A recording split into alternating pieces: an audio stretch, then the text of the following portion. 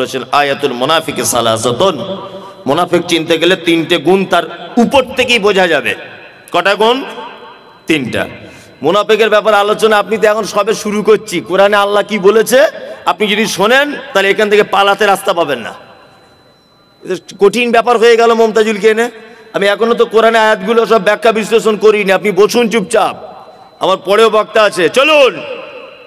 মুনাফিক বাহ্যিক দৃষ্টিতে তাকে দেখে চিনবেন কি করে? এক, কথা বললে মিথ্যা কথা বলে। দুই, ওয়াদা করলে খেলাপ করে। তিন, ওয়াইজা তুমিনা খানা, আমানত দিলে খিয়ানত করে। চার, আর একটা হাদিস আছে, ঝগড়া অশান্তি হলে অকথ্য ভাষায় গালাগালি করে। মুনাফিকের বাহ্যিক দৃষ্টিতে কটা গুণ? চারটে, তাই তো? হ্যাঁ। এইবার আপনাকে বলছি, সাহাবীগণ বলছেন আল্লাহ রাসূল, একটা লোক যদি মিথ্যা কথা বলে, একটা লোক যদি আমানতের খিয়ানত করে, একটা লোক যদি ওয়াদা ভঙ্গ না যদি করে, কিন্তু লোকটা ঝগড়া হলে গালাগালি করে, মানে তিনটে গুণ তার ভিতরে নেই, একটা আছে, কি করা যাবে? সাহাবীরা আল্লাহ রাসূলকে জিজ্ঞাসা করছেন, এর উত্তর কি? আগেকার দিনে পুরাতন মা চাচিরা পাড়া গ্রামে বাচ্চাদের ফোঁড়া হলে ফোঁড়া ধরে টিপে দিত না? আর ফোঁড়ার ভিতরে একটা বীজ মতো থাকে, বীজ থাকে না? ও বলে যে ওই বীজ না বার করলে ওই বীজ আবার অন্য জায়গায় গিয়ে হবে ফোঁড়া, বলতো না? ওই জন্য বাচ্চা ছেলে হাত পা বেঁধে দিয়ে হলেও বীজ আগে বার করা লাগবে, তাছাড়া অন্য জায়গায় গিয়ে আবার হবে। ঠিক যেমন মুহাম্মদ সাল্লাল্লাহু আলাইহি ওয়াসাল্লামের ভাষা অনুযায়ী ওর ভিতরে যদি একটা গুণ যদি থাকে তাহলে মুনাফিকের বীজ আছে, ওই বীজটা আগে বার করতে হবে। কি বললাম বুঝলেন? তার মানে যে গুণটা ওর ভিতরে আছে ওই গুণটা ওকে এখনই ত্যাগ করা কি লাগবে, তাই না? চলুন, এটা বাহ্যিক দৃষ্টিতে মুনাফিকের গুণ। মুনাফিকের অন্তরে আভ্যন্তরীণ গুণ কেমন? আল্লাহ তাআলা বলছেন, ওয়ামিনান নাসি মান ইয়াকুলু আমান্না বিল্লাহি ওয়া বিল ইয়াউমিল আখিরি ওয়া মা হুম বিমুমিনিন। মুনাফিকদের আরেকটা চরিত্র হলো এই, তারা ঠিক এইরকম আমার মতোই বড় পাঞ্জাবি পরে, মাথায় টুপি দিয়ে, হাতে তসবিহ নিয়ে আপনার কাছে আসে। যদিও পাঞ্জাবি তসবির কথা এখানে বলা নেই, আমি বোঝানোর জন্য বলছি। এক কথায় মুসলিম ইমামদারদের ভ্যাগ ধরে আপনার কাছে আসে। আল্লাহ নবীকে বলছেন, আপনার কাছে আসে, এসে বলে আমরা আখিরাতকে বিশ্বাস করি, আপনাকে নবী বলে বিশ্বাস করি, কিন্তু আল্লাহ তাআলা তাদের ব্যাপারে সার্টিফিকেট দিয়ে বলছেন ওমা হুম বিমুমিনিন, একজন তারা মুমিন নয়, তারা সব মুনাফিক। তার মানে এখানে মুনাফিকের আর একটা চিহ্ন পাওয়া গেল, যে তারা মুখে যেটা বলে অন্তরে তার বিপরীত থাকে। এটা তো মুর্শিদাবাদ জেলা, মুর্শিদাবাদ না? মুর্শিদাবাদ জেনারেল শিক্ষিত মানুষেরা জানেন যে নবাব সিরাজউদ্দৌলা পলাশীর আমবাগানে ব্রিটিশদের সাথে যুদ্ধ করেছিলেন, মনে আছে? জিতেছিলেন না হেরে গিয়েছিলেন? হেরে গিয়েছিলেন, তাই না? ইতিহাস পড়ে যদি আপনি দেখেন, হেরেছিলেন কার জন্যে? মীর জাফর আলী।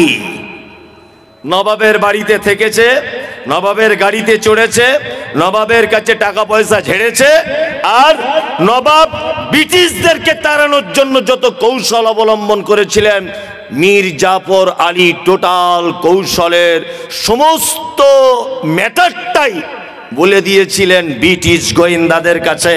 এই কারণে পলাশীর আমবাগানের লাল পতাকা নিয়ে বাড়ি চলে আসতে হয়েছিল। আপনারা ইতিহাস জানেন। কি বললাম বুঝলেন? আজও পর্যন্ত এরকম মুনাফিক আছে না নেই? যে অন্তরে একরকম মুখে একরকম আছে? আছে। আপনারা জানেন যে ভারতবর্ষের মাটিতে একজন কৃতি সন্তান, মুম্বাইয়ে তার বাড়ি, ডাক্তার জাকির নায়েক তার নাম। আপনারা জানেন এটা? ডাক্তার জাকির নায়েক, পৃথিবীর এই মুহূর্তে এমন কোনো বিদ্যা নেই, এই মুহূর্তে এমন কোনো কেউ নেই যে তার বিদ্যার সামনে 2 মিনিট দাঁড়াতে পারবে। কোনো বাপের বেটা আজও পর্যন্ত জন্ম হয়নি। বর্তমানে আপনারা জানেন যে এই লোকটাকে দেশ ছেড়ে চলে যেতে হয়েছে, জানেন তো? দেশে আছে? নেই।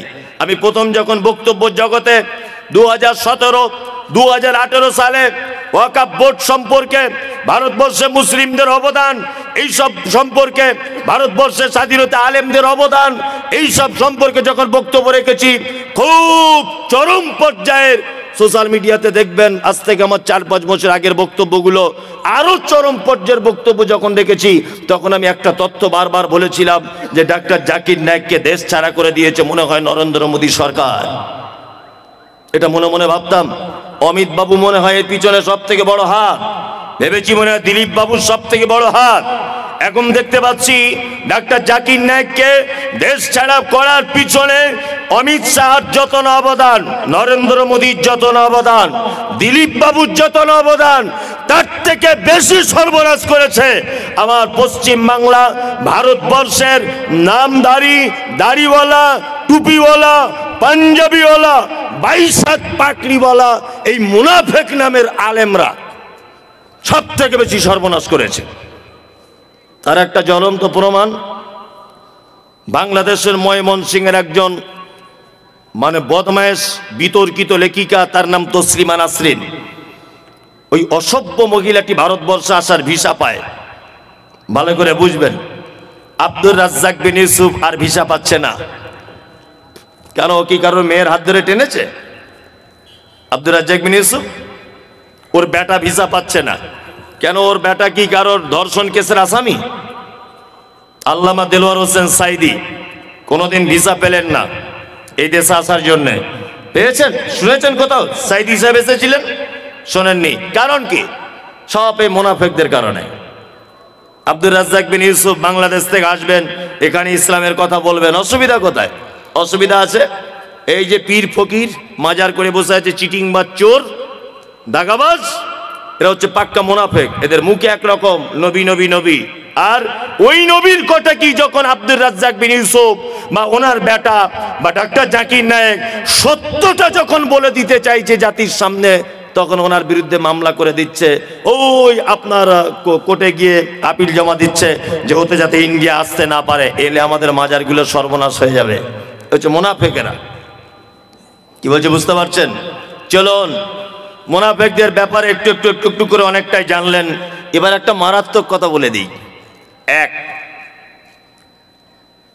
আমি মমতাজুল ইসলাম কোটি কোটি টাকা সুদ খেয়েছি, আমি মারা গেলাম। আচ্ছা বলুন তো, আমার জানাজা পড়া যাবে কি যাবে না? কি এত বড় মাদ্রাসা আছে, আহলে হাদিস গ্রাম, এতটুকু বলতে পারছেন না? আমি পাপী একজন, ব্যভিচার করেছি, সুদ খেয়েছি, মদ পান করেছি, আমি মারা গেলাম, আমার জানাজাটা পড়া যাবে না? যাবে। ইয়েস, যাবে, কোনো সমস্যা নেই, যাবে। আপনার ইচ্ছা হলে আপনি যাবেন, কোনো সমস্যা নেই। ও যদি বেনামাজিও হয় তা আপনি যাবেন জানাজা পড়তে, মানা নেই। তবে অন্য বেনামাজিকে শিক্ষা দেওয়ার জন্য আপনি যাবেন না, সেটা আলাদা ব্যাপার, কিন্তু যাবেন, অসুবিধা কিছু নেই, পাপ নেই। আপনাকে এবার একটা কথা, মজার ঘটনা বলি, শুনে রেখে দেন।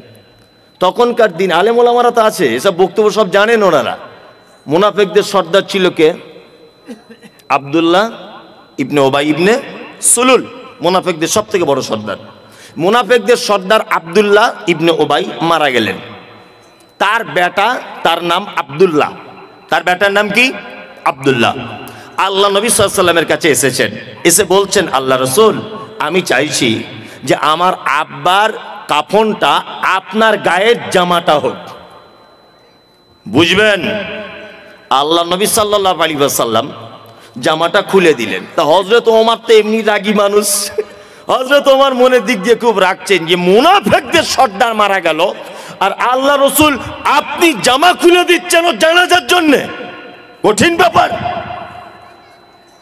আব্দুল্লাহ তার বাপের কাফন করলেন আল্লাহ রসুলের জামা দিয়ে। তারপরে আবার একটু পরে এসে আল্লাহ রসুলকে বলছেন, আল্লাহ রসুল, আমি চাইছি আপনি আমার আব্বার জানাজার সলাত আদায় করাবেন, অর্থাৎ জানাজা পড়াবেন। আল্লাহ নবী সাল্লাল্লাহু আলাইহি ওয়াসাল্লাম এইদিকে ফিরুন, হাদিসে যেভাবে এসেছে ওইভাবে আল্লাহ রসুল এইভাবে উঠছেন, জানাজা পড়তে যাবেন। আব্দুল্লাহ ইবনে ওবাই মুনাফিক সর্দার, হযরত ওমর পিছন দিক দিয়ে চাদরটা টেনে ধরে বলছেন, আল্লাহ রসুল, এটা কেমন কথা? মুনাফিকদের সর্দার মারা গেল আর আপনি তার জানাজা পড়তে যাবেন?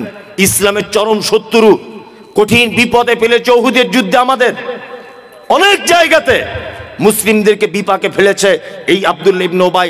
আর আপনি এর মতো লোক মারা গেল আর আপনি জানাজা পড়তে যাবেন? আল্লাহ নবী সাল্লাল্লাহু আলাইহি ওয়াসাল্লাম একটা কথা বললেন, ওমর আমাকে যে এখন এখতিয়ার দেওয়া হয়েছে এবং এই ব্যাপারে কোনো ওহী অবতীর্ণ হয়নি, আল্লাহ নবী সাল্লাল্লাহু আলাইহি ওয়াসাল্লাম জানাজার সালাত আদায় করলেন, নিজে জানাজা পড়ালেন। কার?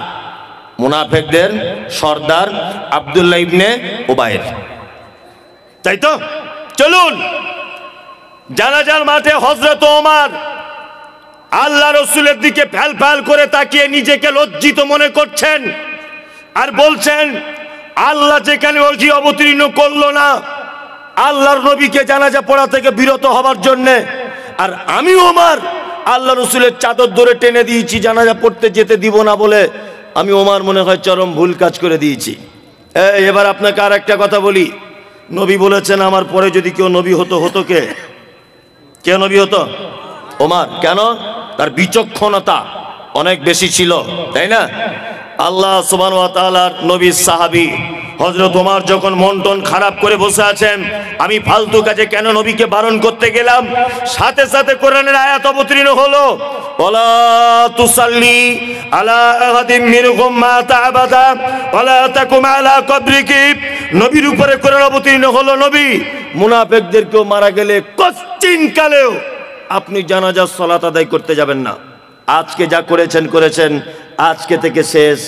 আর মুনাফিকদের কেউ মারা গেলে জানাজা পড়া যাবে না। শুধু জানাজা নয়, আল্লাহ নবীকে বলছেন ওয়ালা তাকুম আলা কবরিহি, আপনি মুনাফিকদের কবরের পাশে পর্যন্ত দাঁড়াবেন না। আল্লাহ তারপরে বলছেন ইন্নাকুম কাফারু, নিশ্চয়ই তারা অস্বীকার করেছে বিল্লাহকে, আল্লাহর সাথে, ওয়া রাসূলিহি, রাসূলের সাথে, ওয়া মাতু ওয়া হুম ফাসিকুন, এবং তারা মৃত্যুবরণ করেছে ফাসিক অবস্থাতে। তার মানে পৃথিবীতে এমন কোনো পাপী নেই যে পাপীর ব্যাপারে ডাইরেক্ট বলা হয়েছে তার জানাজা পড়া যাবে না। ভালো করে বোঝার চেষ্টা করুন। কিন্তু মুনাফিক তো খাতারনাক পাপী, যার ব্যাপারে ডাইরেক্ট কোরআন অবতীর্ণ হয়েছে ওয়ালা তুসাল্লি আলা আহাদিম মিনহুম মাতা আবাদা ওয়ালা তাকুম আলা কবরিহি। আল্লাহ সুবহানাহু ওয়া তাআলা নবীকে বলছেন, নবী মুনাফিকদের যদি কেউ মারা যায় ওয়ালা তুসাল্লি, আপনি কোশ্চিন কালেও তাদের জানাজা করতে পারবেন না। দুই, ওয়ালা তাকুম আলা কবরিহি, মুনাফিকদের কেউ মারা গেলে আপনি তার কবরের সামনে দাঁড়াতে পারবেন না। তার মানে বুঝতে পারছেন এরা কত খাতারনাক? বুঝতে পারছেন? এই দেখুন এরা কত খাতারনাক। আর একটা কোরআনের আয়াত, ওই একই সূরার, একটাই সূরার ৮০ নম্বর আয়াত, সূরা তাওবা। আর এইটা যেটা বললাম এটা ৮৪ নম্বর আয়াত। আবার একটা আয়াত আপনাকে বলে দিব, এটা হচ্ছে ১১৩ নম্বর আয়াত। ৮০ নম্বর আয়াত আল্লাহ সুবহানাহু ওয়া তাআলা একটা কথা বলছেন চমৎকার। এক, আচ্ছা তাহলে মুনাফিকদের জানাজা পড়া গেল না, আমি মারাত্মক বড় একজন পাপী, আচ্ছা আপনি আমার জন্য একটু ক্ষমা চাইতে পারেন কি পারেন না? পারেন? পারেন, কোনো ব্যাপার না। আপনি দোয়া করবেন, ও রব্বানা আতিনা, আল্লাহ আমার ভাই মুমতাজুল ইসলাম বড় পাপ করেছে, দয়া করে তুমি আমার ভাইকে ক্ষমা করে দাও। পুলিন্দা মাদ্রাসার হেড মাওলানা মারা গেছে, আপনি যদি দোয়া করেন আল্লাহ আলেম মানুষ ছিলেন, চলার পথে যদি ভুল হয় ক্ষমা করে দাও। মাদ্রাসার সেক্রেটারি মারা গেল, আপনি দোয়া করতে পাবেন আল্লাহ দিনের কাজ করেছে, এতদিন ভুল ত্রুটি হলে ক্ষমা করে দাও। আপনার চাচা একজন মাতাল মারা গেল, একজন ধর্ষক মারা গেল, সুদের টাকা খেয়েছে, কোটি কোটি টাকা মারা গেল, আপনি দোয়া করতে পারবেন আল্লাহ আমার চাচা তো মানুষ, না জানার কারণে বা জানার কারণে মদ পান করেছিল, তুমি তাকে ক্ষমা করে দাও। সুদের টাকা খেয়েছিল, তুমি ক্ষমা করে দাও। ক্ষমা চাওয়া যাবে কি যাবে না? যাবে, যাবে। পৃথিবীতে একটা পাপী আছে তাদের জন্য ক্ষমা প্রার্থনা করা হারাম, চলবে না, তাদের জন্য ক্ষমা চাওয়া যাবে না। কারা? এই দেখুন আল্লাহ সুবহানাহু ওয়া তাআলা মুনাফিকদের ব্যাপারে বলছেন ইস্তাগফির লাহুম, নবী আপনি ক্ষমা প্রার্থনা করেন। আওলা তাস্তাগফির লাহুম, যদি ক্ষমা প্রার্থনা নাই বা করেন, ইন তাস্তাগফির লাহুম ৭০ মাররাতান, আপনি যদি মুনাফিকদের জন্য ক্ষমা প্রার্থনা করেন একদিনে ৭০ বার। কতবার? কত? ৭০ বার। আল্লাহ নবীকে বলছেন ইস্তাগফির লাহুম, ক্ষমা প্রার্থনা করেন। আওলা তাস্তাগফির লাহুম, আর নাই বা করেন ইন তাস্তাগফির লাহুম ৭০ মাররাতান, আপনি যদি মুনাফিকদের ব্যাপারে একদিনে ৭০ বার যদি তওবা ক্ষমা যদি প্রার্থনা করেন, আল্লাহ বলছেন ফালা ইয়াগফির আল্লাহু লাহুম, আমি আল্লাহ কখনোই মুনাফিকদের ক্ষমা করব না। কঠিন অবস্থা। আচ্ছা বলুন, আমি মমতাজুল ইসলাম, আমি একজন ২ পাতা পড়া মৌলভী সাহেব লোক, আমার ঈমান খুব কমজোর, আমি গুনাহগার লোক, আমি দোয়া করছি, হয়তো আল্লাহ আমাকে পছন্দ করছে না, এই জন্য কবুল করছে না। হেড মাওলানা দোয়া করছে, হয়তো মানুষ হিসাবে ভুল ত্রুটি কিছু আছে, এই জন্য আল্লাহ পছন্দ করছে না।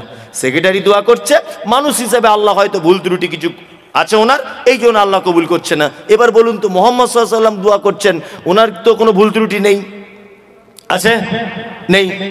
আল্লাহ নবীকে একদম হুঁশিয়ারি দিয়ে বলছেন ইন তাস্তাগফির লাহুম ৭০ মাররাতান, ইন শর্ত দিচ্ছেন আল্লাহ, যদি যদি শব্দের জন্য ইন শব্দ ব্যবহার হয়, আল্লাহ বলছে ইন, যদি আপনি একদিনে ৭০ বার যদি মুনাফিকদের জন্য ক্ষমা প্রার্থনা করেন, আল্লাহ বলছে আমি নবী আপনার হাতও ফেরত দিয়ে দিব, ক্ষমা করব না। তার মানে এরা কত বড় খাতারনাক, বুঝতে পারছেন মুনাফিকরা? চলুন, আল্লাহ তাআলা তারপরে বলছেন কি, যালিকা বিআন্নাহুম কাফারু বিল্লাহি ওয়া রাসূলিহি, নিশ্চয়ই তারা অস্বীকার করেছে আল্লাহ এবং তার রাসূলের সাথে। যালিকা বিআন্নাহুম কাফারু বিল্লাহি ওয়া রাসূলিহি ওয়াল্লাহু লা ইয়াহদিল কওমাল ফাসিকিন, আল্লাহ বলছে আমি ফাসিক কওমদের হেদায়েত দান করি না। এবার আপনাদের কয়েকটা মূল্যবান কথা বলি। মুনাফিকদের চিনিয়ে দিলাম, তাদের গুণ বলে দিলাম, এখন এদেরকে দেখতে পাওয়া যায় কোথায়, এটা খুঁজে বার করতে হবে। পরিন্দা গ্রামের কোন কোন জায়গায় এরা থাকে, বসবাস করে, সেটাও দেখানোর প্রয়োজন আছে না নেই? তাহলে একটা একটা করে বলি, ২-৪টে কথা বলে দিই, একটা একটা করে বলবো না। সিনেমা হলে যাবেন, এই আমার দিকে বেরোন, হাসছেন কেন? সিনেমা তো দেখেছেন সবাই, আমিও দেখেছি যখন ওই ছোট ছিলাম, দেখিনি এ কথা বলবো না। তা সিনেমা হলে যাচ্ছেন বই দেখতে, সবাই দেখবেন হলে পা তুলে বসে আছে, ডান দিকে ও শালি বসে আছে। 20 कोस दूर से अगर कोई बच्ची रोते, माँ कहती है कि बच्ची सो जा, गब्बार सिंह आ जाएगा। শোলে বইয়ের ডায়লগ নেটা? হ্যাঁ, শোলে সিনেমা হচ্ছে, শালা শালি সবাই মিলে বসে বসে, সবাই দুলা ভাই শালি এক জায়গায় ঠ্যাং তুলে দিয়ে বসে আছে, ওখানে মুনাফিক নেই, সবাই সিনেমা দেখতে ব্যস্ত। বাজার করতে যাবেন, সবাই আলু বেগুন পেঁয়াজ দাম দর করতে ব্যস্ত, ওখানে মুনাফিক নেই। আপনি মেলা দেখতে যান, সবাই মজা মস্তি করতে ব্যস্ত, ওখানে মুনাফিক পাবেন না। আপনি ট্রেনে যাবেন, উঠবেন, হাজার হাজার লোক, সবাই কোন সিটটা ফাঁকা আছে ওইটার দিকে লক্ষ্য, ওখানে মুনাফিক পাবেন না। মুনাফিক পাবেন কোথায়? এবার আপনাকে একটা ছোট্ট করে কথা বলছি, কথা শুনতে খারাপ লাগবে, তবে বাস্তবতা খুব বাস্তব। এক, আচ্ছা ফরজ নামাজ বাড়িতে পড়া উত্তম না মসজিদে? বলুন, সবাই বলুন। মসজিদে। আর সুন্নাত বাড়িতে, তাই না? তার মানে আসসালামু আলাইকুম ওয়া রাহমাতুল্লাহ, আসসালামু আলাইকুম ওয়া রাহমাতুল্লাহ,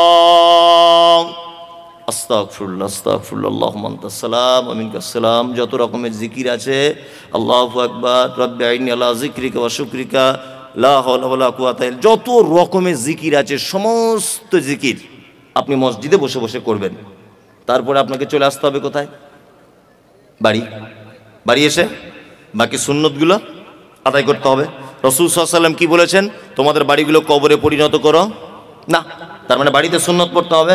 আমার মনে হয় আল্লাহ নবী সাল্লাল্লাহু আলাইহি ওয়াসাল্লাম তো মহাবৈজ্ঞানিক ছিলেন, ব্যাপারটা তিনি বুঝতেন যে এদেরকে যদি সুন্নতের জন্য মসজিদের সুযোগ যদি দেওয়া হয়, সুন্নত তো পড়বে না, গোল টেবিল করে লোকের গীবত আর পরনিন্দা মুনাফিকি করবে। ওই জন্য বলে দিয়েছে নামাজ পড়া শেষ, আগে ঘরে চলে যা, ওইখানে গিয়ে সুন্নত পড়। আমরা কি করি? আসসালামু আলাইকুম ওয়া রাহমাতুল্লাহ, আসসালামু আলাইকুম ওয়া রাহমাতুল্লাহ। একজনা বলছে কি ব্যাপার বলতে, কি ফটিক ভাই দুতলা বাড়ি করেছে, কি সুন্দর করেছে, আগে এলা খাওয়া হতো না? মসজিদে বসে বসে বলছে। আরেকজন তখন পাশ থেকে বলছে খবর জানিস? খবর তোরা জানিস না, আমি সব শুনেছি। কলকাতায় কাজে গিয়েছিল, সালা 20 লাখ টাকা ঝেড়ে নিয়ে চলে এসছে। ওই ঝেড়ে নিয়ে এসছে তোমার বাপ দেখতে গিয়েছিল? হ্যাঁ, তোমার বাপ দেখতে গিয়েছিল, 20 লাখ টাকা ঝেড়ে নিয়ে এসছে? তোমার কোনো প্রমাণ আছে? একটা বইয়ের স্বামী মারা গেছে, হঠাৎ তার স্বামীর ডেথ সার্টিফিকেট তোলার জন্য 4-5 বার ও বহরমপুরে যাচ্ছে আর আসছে। চায়ের দোকানে বসে বসে বলছে, কি ব্যাপারে, স্বামী যতদিন ছিল ততদিন ঘর থেকে বার হতো না, এখন ঘন ঘন ভ্যানিটি ব্যাগ নিয়ে কোথায় যাচ্ছে কোথায়। আর একজন তখন বলছে, দেখ মনে হয় কোথাও কট লাইন কিছু করেছে। তো ও কট লাইন করেছে, তুমি দেখতে গিয়েছিলে, তোমার বাপ দেখতে গিয়েছিল? ও কথা বলতে গেলে কেন, পাক্কা মুনাফেকে। এ কি পাক্কা মুনাফেকে। কার বউ কোথায় যাচ্ছে, কে দুতলা বাড়ি করলো, কে বুলেট গাড়ি চেপে গেল, তোমার কেন এত দায় পড়ে গেল? আর পাড়া গ্রামে ও 2 টাকার চা খায় আর 22 টাকার পরের বদনাম করে বসে বসে, মুনাফিকি করে করে না? মসজিদ আল্লাহর ঘর, সেখানে বসে বসে দেখবেন নামাজের পরে 4-5টা বুড়ো লোক থাকে, ওই বুড়ো লোক বসে বসে ওখানে কি করে, গীবত পরনিন্দা করে। মসজিদে কাঁচা কুঞ্চি রেখে দেবেন, ইমাম সাহেবকে বলছি, বুঝলেন? মসজিদে কাঁচা কুঞ্চি, নামাজের পরে দেখবেন যে এরকম চলছে, প্যাচাম প্যাচাম করে তার পাছায় চাপকিয়ে দিবেন। আরে গরমকাল আসছে, হারাম করে এত বড় বদমায়েশ, নামাজের পরে মসজিদের কারেন্ট পুড়িয়ে বসে বসে গল্প করছে, আছে না? বসে বসে নামাজ পড়া বাদ দিয়ে দুনিয়ার কথা, হেড মাওলানার দুর্নাম, মাদ্রাসার দুর্নাম, সেক্রেটারির দুর্নাম, ও টাকা মেরে খায়, ও অমুক করে খায়, আর তুমি ধোয়া তুলসী পাতা। সবাই খারাপ আর তুমি ভালো। গ্রামে এরকম লোক আপনাদের পুলিন্দাতে নেই, আমাদের ওদিকে আছে। না বলবো না, মারবে। আমি বললে মারবে বাবা। আমার তো দেখতে পাচ্ছেন সোশ্যাল মিডিয়া, যেখানে যাচ্ছি বোম মারছে গাড়িতে। ওই হাওড়া জেলাতে গেলাম সেদিন, বোম মেরে দিয়েছে গাড়িতে। আল্লাহ বাঁচানেওয়ালা, আল্লাহ যদি বাঁচায় তো আর কেউ বাঁচাতে পারবে, মারতে পারবে না। গাড়ি নিয়ে বার হলাম, আমার ড্রাইভার গাড়ি চালাচ্ছে, মানে 500 মিটার গিয়েছি জলসা ছাড়া, আর বাঁশ নিয়ে সব গাড়ি ভাঙচুর করতে চলে এলো। আমি গাড়ি থেকে নেমেছি, বোম মারতে শুরু করে দিচ্ছে গাড়িতে। আশ্চর্য, সোশ্যাল মিডিয়া দেখেছেন তো এগুলো? আশ্চর্য ব্যাপার। আমি তো কারোর বিরুদ্ধে কিছু বলি না। আচ্ছা, এতক্ষণ যা বলেছি কারোর বিরুদ্ধে বলেছি না? বাস্তব কথাগুলো হাদিস কোরআন দিয়ে বললাম, বাস্তব কথাগুলো বললাম। এতে আমি এত আর কি ভয়ঙ্কর লোক। আমাকে দেখলেই মানুষ সবসময় মানে উগ্র মেজাজে আছে, মানে একে পেলেই মেরে দিবে কিরকম ব্যাপার। আর সোশ্যাল মিডিয়াতে তো আছি বড় পাকড়ি বলা, ও খুললেই মমতাজুল ইসলামের জন্মের ঠিক নাই, দেখবেন। ও সোশ্যাল মিডিয়া খুললেই মমতাজুল ইসলামের জন্মের ঠিক নাই, ও বিয়াদব, ও কোরআন পড়তে জানে না, ও রাজমিস্ত্রি কাজ করে, ও হাদিস কোরআন বুঝে না, এইসব আর কি কথা। কারণ কি বলুন তো, আমি হচ্ছি ওই ডাক্তার, রুগীর রোগে ঔষধ দিই। কি বললাম বুঝলেন? যেখানে যেখানে রুগীর ঔষধ প্রয়োজন, ঠিক জায়গাতে ঔষধ মেরে দিই। এই জন্য রুগীর একটু কষ্ট হবেই, হবে না? ফোঁড়া হলে যদি কেটে দিই, তা রুগীর লাগবে না? লাগবে।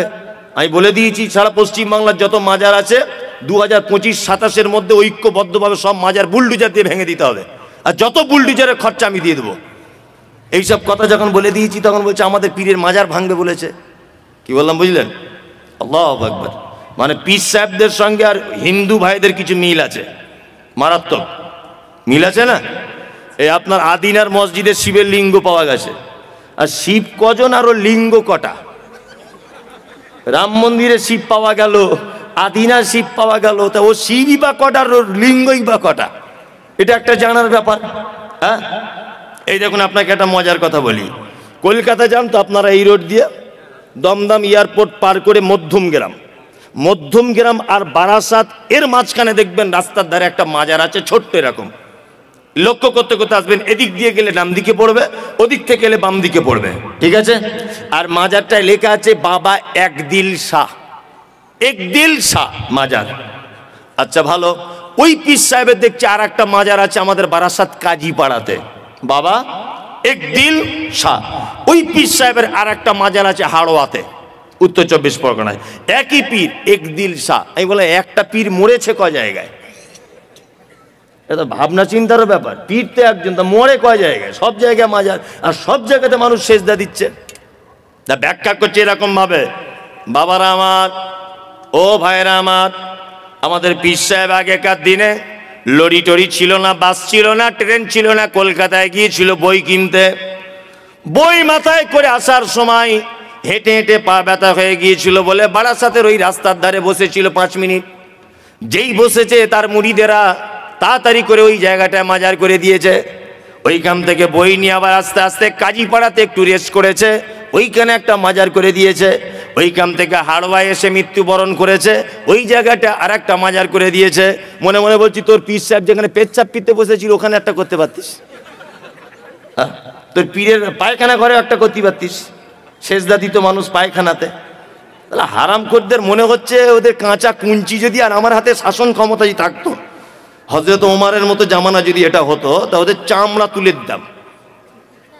মানুষের ঈমান নষ্ট করার সব থেকে বড় কারখানা, তার নামে মাজার আর ফকির। কি বললাম বুঝলেন? বর্তমান সময়ে একটা মানুষের কাছ থেকে, সুস্থ সবল মানুষের কাছ থেকে, নিরীহ মানুষের কাছ থেকে ঈমান হরণ করার সব থেকে বড় মাধ্যম। তার মধ্যে আপনাদের মুর্শিদাবাদে কয়েকটা খাতারনাক চিজ আছে, খুব বাড়াবাড়ি করছে কদিন, হ্যাঁ খুব বাড়াবাড়ি। পরশুদিন দিয়েছি ওকে সার্প দিয়ে ধুয়ে, তাও লজ্জা শরম নাই, তাও বলছে। আমি কোনো একটা বক্তব্যতে বলেছি শবে বরাত শুধু বেদাত না, পচা বেদাত। কি বললাম বুঝলেন? পচা বেদাত। এমনি লোকাল বেদাত হলে আলাদা ব্যাপার, পচা বেদাত। আর আমাকে বলছে শবে বরাত হাদিসে আছে। কোন হাদিসে আছে বল? শবে বরাত কোন হাদিসে আছে বল? শাবান মাস সম্পর্কে আল্লাহ নবী সাল্লাল্লাহু আলাইহি ওয়াসাল্লামের দুটো ঘোষণা, ভালো করে বোঝার চেষ্টা করুন। এক, আলেম ওলামারা আছেন ভালো করে, আমার মিস হলে বলবেন। এক, মুহাম্মদ সাল্লাল্লাহু আলাইহি ওয়াসাল্লাম অধিক মাত্রা বেশি শাবান মাসে সিয়াম পালন করতেন, অধিক। ওনার স্ত্রী উম্মে সালমা রাদিয়াল্লাহু তাআলা আনহা তিনি হাদিস বর্ণনা করেছেন, তাই তো? আবু মুসা আশআরী থেকে একটা হাদিস বর্ণিত আছে, তিরমিজিতে আছে হাদিসটা। আবু মুসা আশআরী, সমস্ত ওলামায়ে কেরামগণ বলছেন হাদিসটা যঈফ।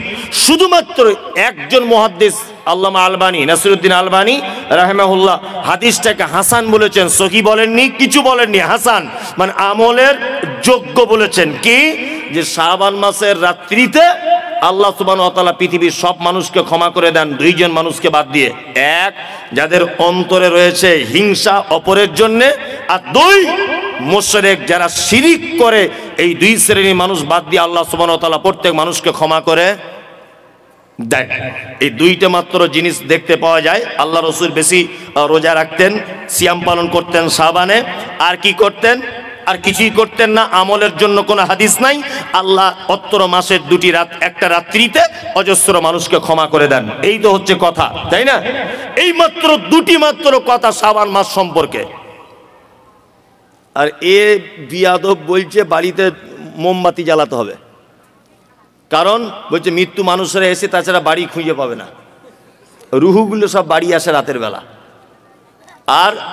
আর বলছে যে হালুয়া করতে হবে, আল্লাহর নবীর দাঁত ভেঙে দিয়েছিল তাই। কি আজব ঘটনা দেখুন। এই দাঁত ভেঙেছিল উহুদের মাঠে শাওয়াল মাসের 7 তারিখে। কত? শাওয়াল মাসের 7 তারিখে। এবার আপনাকে একটা কথা বলি, আমার বেটা যদি কারোর সঙ্গে গল্প করতে করতে বলে আমি আমার বাপের বিয়ের বরযাত্রী গিয়েছি, ব্যাপারটা কেমন হবে? মানাবে? মানবে না? মানাবে না, কখনই মানাবে না। শাওয়াল মাসের 7 তারিখে আল্লাহ নবী সাল্লাল্লাহু আলাইহি ওয়াসাল্লাম উহুদের যুদ্ধ করেছেন। এবার আপনাকে বলি, শাবান, তারপরের মাসের নাম কি? রমাজান, তারপরে শাওয়াল, তাই তো? তার মানে শাবান মাসের 15 তারিখ শবে বরাত, এই 15 দিন গেল, মাঝখানে রমজান গেল, তারপরেও শাওয়ালের 6 দিন পর্যন্ত গেল, তখনও নবীজির দাঁত ভাঙিনি। 7 তারিখে গিয়ে দাঁত ভাঙছে, মানে দাঁত ভাঙার আগে হালুয়া করে বসে আছে। মানে কত বড় শয়তানে, মানে এ তার মানে হালুয়া দিয়ে চায় নবীর দাঁত ভাঙুক। আমি বলছি ও হালুয়ার হাদিস খুঁজে পেলো, দাঁত ভাঙার হাদিস খুঁজে পেলো না। ও যদি এত নবী প্রেমিক হবে, সামনে দুটো দাঁত বাড়ির নোড়া দিয়ে ভেঙে দিক না দেখি, তাহলে বলবো বাপের বেটা, ও দাঁত ভাঙবে না, ও হালুয়া খাবে। এই হচ্ছে হাদিস। শুনুন, প্রত্যেক মাসের 3 তারিখে রোজা রাখতেন, সিয়াম পালন করতেন আল্লাহ রসুল। আরবি তারিখে 13, 14, 15। এই রোজা যদি কারো রেখে যদি অভ্যাস থাকে, সেও শাবান মাসে 13, 14, 15 রোজা বা সিয়াম পালন করবে। ঢং করে 15 তারিখের দিন রোজা করবে শবে বরাতকে কেন্দ্র করে, এটা একটা পচা বেদাত। চলুন, এই রাত্রিতে কবর জিয়ারত করা বেদাত, এই রাত্রিতে কোরআন খতম করা, হুজুর ডেকে আনা, বাড়িতে মোমবাতি জ্বালানো, হালুয়া করা, যাবতীয় আড়ম্বর, যত রকমের অলৌকিকতা, যত রকমের সৌন্দর্য মানুষের মন জয় করা, সমস্ত কিছু হচ্ছে বেদাত। মুহাম্মদ সাল্লাল্লাহু আলাইহি ওয়াসাল্লাম বলেছেন কুল্লু বিদআতিন যালালা ওয়া কুল্লু যালালাতিন ফিন্নার। প্রত্যেক নতুন আবিষ্কৃত কাজ হচ্ছে কি? ভ্রষ্টতা। প্রত্যেক ভ্রষ্টতাকারীর স্থান ফি মধ্যে, নার মানে আগুন, আগুনের মধ্যে। খুব সাবধানে থাকবেন। বলতে বলতে বলতে বলতে মুনাফিকের কথা এত দূর পর্যন্ত চলে এলো, তাই তো? এবার আর একটা দুটো মানুষের পরিচয় করে দিব। ফাসেক নাম শুনেছেন? ফাসেক নাম শুনেছেন? ফাসেক কারা? ফাসেক হচ্ছে ওই লোক, ভালো করে বুঝবেন, ফাসেক ওই লোক যে লোক কাবিরা পাপের ভিতরে দীর্ঘদিন যাবৎ আছে, কাবিরা পাপ জানার পরেও ছাড়তে পারছে না, এ কি? ফাসেক। তবে ফাসেকরা ইসলাম থেকে খারিজ হয়ে যায় না, ফাসেকদের ব্যাপারে ডাইরেক্ট জাহান্নাম ঘোষণা করা নেই। তবে আল্লাহ সুবহানাহু ওয়া তাআলা ফাসেকদের ব্যাপারে বলেছে ওয়াল্লাহু লা ইয়াহদিল কওমাল ফাসিকিন। ফাসেকরা কখনো সঠিক রাস্তা খুঁজে পায় না। ফাসেক কাকে বলে? পিতামাতার সঙ্গে অসৎ ব্যবহার, ও কি ফাসেক? দাড়ি চাঁচা, এটা কি কাজ? ফাসেকি কাজ। ওই যে মৌলী সাহেব কুটকুট করে চুলকায়, চুলকায় মৌলী সাহেব। আবার অনেকজন বলছে আমার বউ কেমন করে, আমার বউ বলে দিয়েছে, রাখতে মানা করে দিয়েছে। তোমার বউ কি একেবারে দিব্যা ভারতী? তোমার বহুকে চেনে কজন? গোলাম হোসেন চেনে কজন? ওই যে দক্ষিণ আফ্রিকার না কোথাকার একটা ক্রিকেট প্লেয়ার আছে, এত বড় বড় দাড়ি, না কোথায় বাড়ি ওর, কি নাম ওর? হাসিম আমলা। এত বড় বড় দাড়ি, প্লেনে বসে আছে, ওর বউ বোরকা পরে ওর সাইডে বসে আছে, আর ও কোরআন মাজিদ তেলাওয়াত করতে করতে নাকি হাতে নিয়ে পড়তে পড়তে যাচ্ছে। ইন্টারন্যাশনালি ক্রিকেট খেলছে একজন দামি লোক, এত বড় বড় দাড়ি, তার বইয়ের লজ্জা লাগে না? হ্যাঁ? আর এ বলছে অফিস আদালতে কাজ করিতে মৌলী সাহেব, ব্যস্তর কারণে ওই জন্য দাঁড়িয়ে রাখতে পারছি না, একটু দোয়া করবেন, আগামীতে রাখবো। তোমার দাড়ির জন্য আমার দোয়া করার দায় এসে যায়? তোমার দাড়ি বাড়ার জন্য আমি দোয়া করব? বদমাইশির জায়গা পাও না। হাসি মামলাকে সারা পৃথিবীর লোক দেখছে, তার লজ্জা লাগে না? তার অফিস আদালতে যেতে হয় না? তাকে প্লেনে করে এদেশ থেকে ওদেশ ছুটতে হয় না? ইন্টারন্যাশনাল ক্রিকেট প্লেয়ার হিসাবে মাঠে নামতে লজ্জা লাগে না? আর তোমাকে পুলিমদার লোক চেনে, সারগাছির লোক চেনে, গোটা মুর্শিদাবাদের লোক তোমাকে চেনে? কেউ চেনে না। তোমার লজ্জা কিসের? লজ্জা লাগছে, আশ্চর্য ব্যাপার। এটা ফাসেকে, কারণ এটা একটা বড় পাপ। এটা বড় পাপ জানার পরেও ও যে চাচ্ছে বারবার, এই কারণেও ফাসেক। তবে একটা কথা বলে দিচ্ছি, ফাসেক আপনি যদি এই কাজের কারণে হন, তাহলে আপনাকে তওবা করে ফেরত আসতে হবে। এখন রাস্তা আছে যে আপনি ফাসেকে আছেন। কি বলছি মাথায় থাকবে এটা? তওবা করে ফেরত আসুন। আর একটা কথা বলছি, আপনি পুলিন্দা মাদ্রাসায় 1 লাখ টাকা দান করেছেন, এসব বাস্তব কথাগুলো কেউ তুলে ধরে না। পুলিন্দাতে 1 লাখ টাকা আপনি দান করেছেন মাদ্রাসাতে। এখন এই মাদ্রাসায় দান করেছেন, প্রত্যেক বছরে করেন, আপনি মারা গেলেন। আচ্ছা বলুন তো, আপনি যে মারা গেলেন, আপনার কাফন জড়ানো আছে, সবাই আপনার মুখটা দেখতে আসছে, দেখতে আসে না? কাফন থেকে মুখটা বার করে দেখে। আচ্ছা বলুন তো, আপনার মুখটা দেখে বুঝতে পারবে যে এই লোকটা বড় দানি ছিল? দেখা যাবে? বোঝা যাবে না? আত্মীয়তার সম্পর্ক আপনার ভালো ছিল, আপনার মুখ দেখে কেউ বুঝতে পারবে যে লোকটার আত্মীয়তার সম্পর্ক ভালো ছিল? বোঝা যাবে? যাবে না। পৃথিবীতে একটা মাত্র চরম পর্যায়ে সুন্নত আছে, সেটা হচ্ছে এই। যদিও দাড়ি রাখার ব্যাপারে কেউ কেউ বলেছে দাড়ি রাখা ওয়াজিব, বাধ্যতামূলক, ফরজের সমতুল্য। কি বলছে বুঝতে পারছেন? আচ্ছা বলুন, পৃথিবীতে একটা মাত্র আমল আছে যে আমলটা মানুষের কবর পর্যন্ত প্রমাণ করে যায়, তার নাম দাড়ি। মানুষ মারা গেলে দাড়ি চেঁচে কবরে ঢোকায় না, এই অবস্থায় দেয়, এই অবস্থায় দেয়। অন্তত পক্ষে ফেরেশতারা দেখে বলবে আমাদেরই দলের লোক ছিল, অন্তত একটু আরাম হতে পারে হিসাবটা, বুঝলেন না? আর একেবারে শ্যাম্পু করা লোক যদি ঢুকে যায়, ফেরেশতারা যদি বুঝতে পেরে যায় এই ঢুকেছে রে, এবারে হিসাব কড়াকড়ি করে মার, বলবে কি বলবে না? বলবে, এটা বাস্তবতা। এইটা দেখে অন্তত পক্ষে ফেরেশতারা বুঝতে পারবে যে এটা আমাদেরই লোক ছিল, বুঝতে পারবে না? অনেক তো মেয়েরা আবার আছে, দাড়িওয়ালা ছেলে বিয়ে করতে চায় না, করে না অনেক মেয়ে, ও কলেজে পড়ে নাকি একটু মডার্ন হয়েছে শুনছি, বলে কলেজে পড়ে মেয়েটা, বিশাল ডিগ্রি করছে, ওই জন্য দাড়িওয়ালা ছেলে পছন্দ করে না। অথচ যখন বিয়েতে বসে ওর বরকে বলে দেয় ভালো পাঞ্জাবি আর ভালো টুপি পরবে, কিন্তু বিয়ে করার সময় দেখছি আব্দুল কাদের জেলানির মতো পাগড়ি আর পাঞ্জাবি পরে যাচ্ছে। কেন আন্ডার প্যান্ট পরে আসতে বলতে পারতে। মৌলভী সাহেবদের পছন্দ করো না, দাড়িওয়ালা পছন্দ করো না, তা বিয়ে করার সময় আমার ঢং করে মৌলভী সাহেবের মতো ভ্যাগ ধরতে বলছো কেন?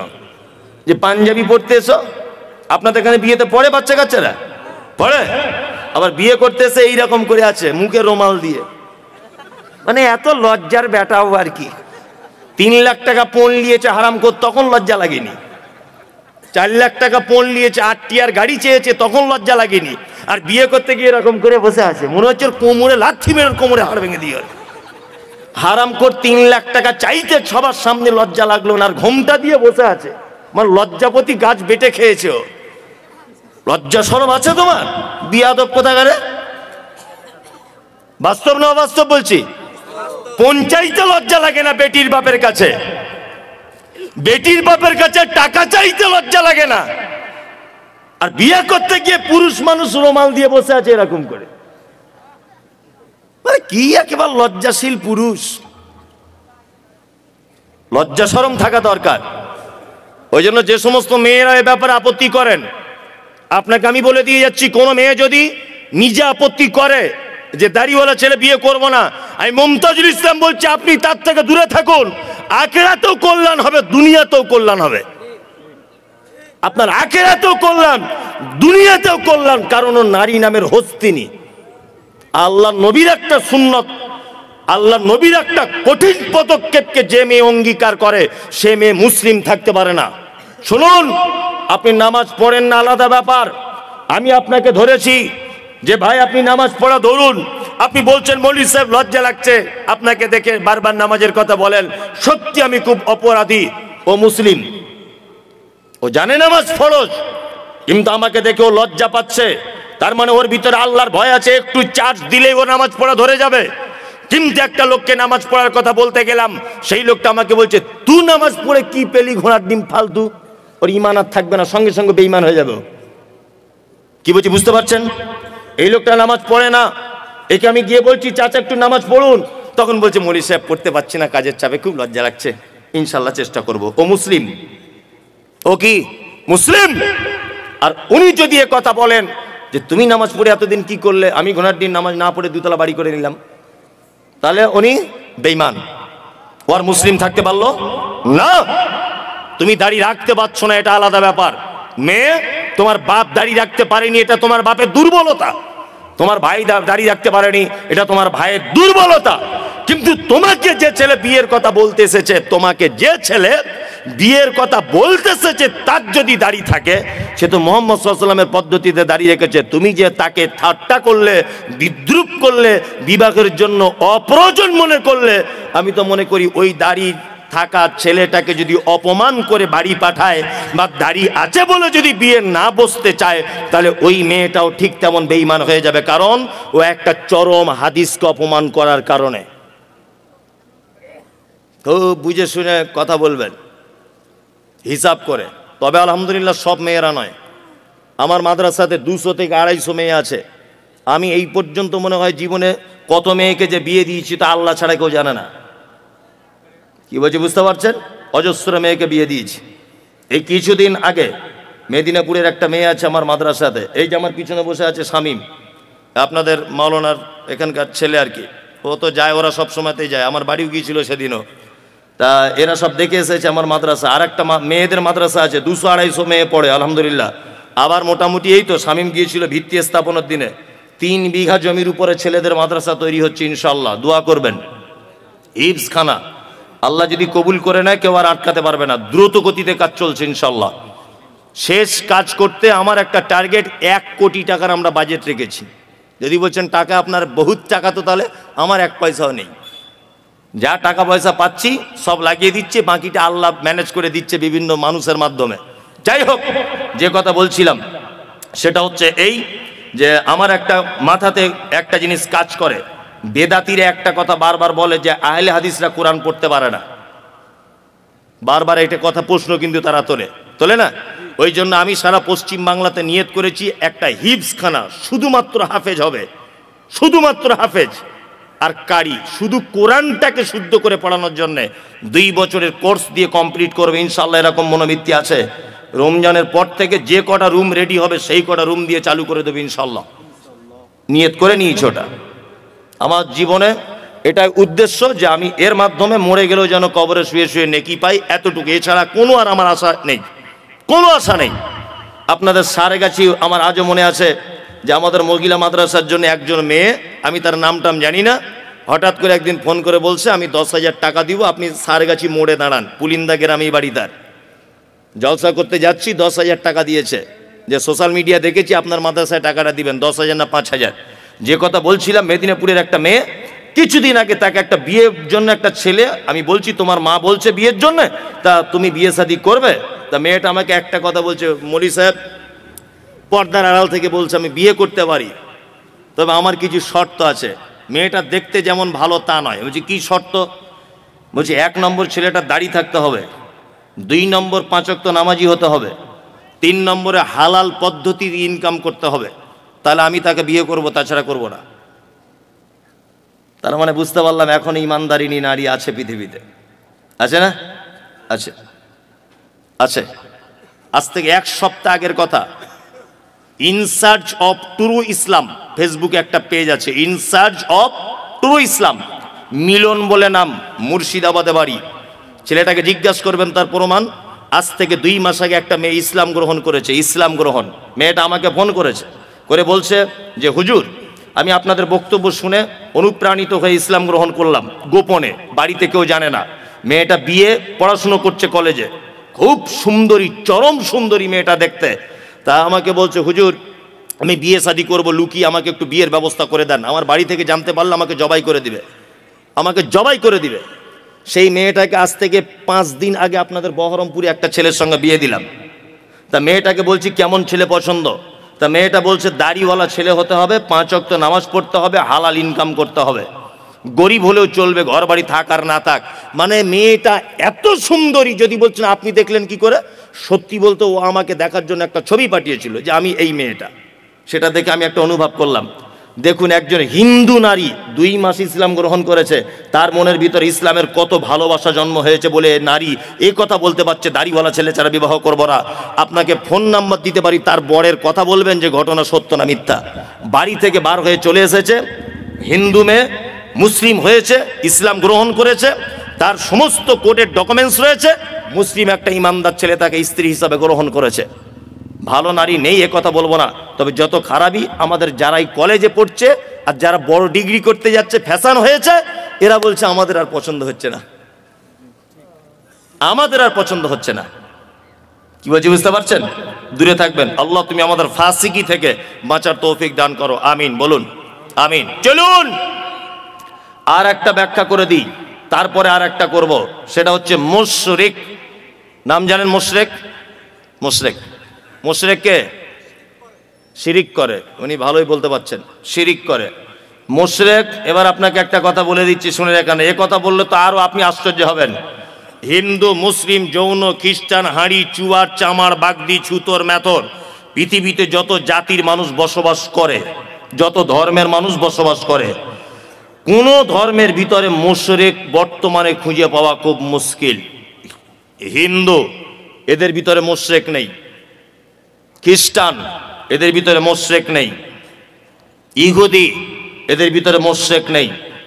হিন্দু বর্তমানে যারা, তাদের ব্যাপারে কোরআন মাজিদে শব্দ এসেছে সাবেঈ। সাবেঈ হচ্ছে তারা। কারা? সাবেঈ হচ্ছে তারা যারা এক আল্লাহকে আল্লাহ বলে মানে, তারপরেও বিভিন্ন দেব দেবীর আলাদা আলাদা ক্ষমতা আছে এটা মানে, এরা হচ্ছে সাবেঈ। একটা হিন্দু ভাইকে জিজ্ঞাসা করবেন এত বৃষ্টি হচ্ছে কে দিচ্ছে, ও এক চান্সে বলবে বৃষ্টি দিচ্ছে উপরওয়ালা, বলবে না? তার মানে ও জানে উপরে একজন আছে। তারপরেও দেখবেন ও লোহা লাক্কড়ের ব্যবসা করে, কি পূজা করে? বিশ্বকর্মা। তার মানে ওর এটা ধারণা যে লোহা লাক্কড়ের ডিপার্টমেন্টটা বিশ্বকর্মার হাতে আছে।